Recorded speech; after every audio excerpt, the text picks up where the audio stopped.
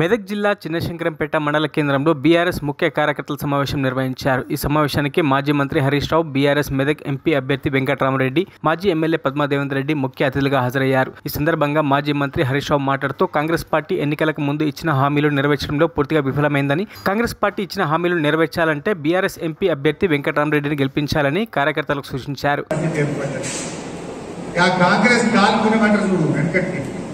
కాంగ్రెస్ వచ్చింది, కరువు వచ్చింది। కేసీఆర్ ఉండగా ఎప్పుడైనా కరువు పడ్డాలి, మంచినీళ్ళ బాధ లేదు, సాగునీళ్ళకు బాధ లేదు।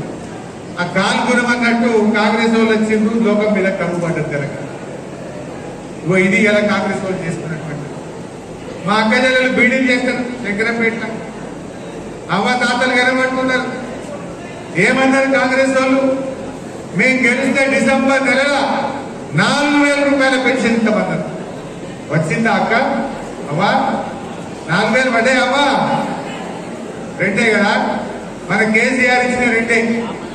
ఎందుకంటే కేసీఆర్ మాకిచ్చిండు 200 పెన్షన్ 2,000 చేస్తా అన్నాడు, చేసిందా లేదా కేసీఆర్?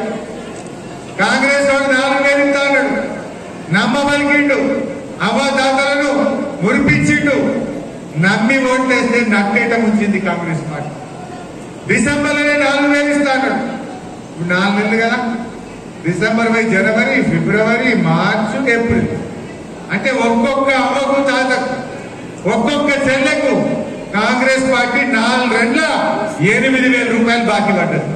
పడ్డదా పర్లేదా? మరిన్ని అప్డేట్స్ కోసం మా ఛానల్ ని సబ్స్క్రైబ్ చేయండి।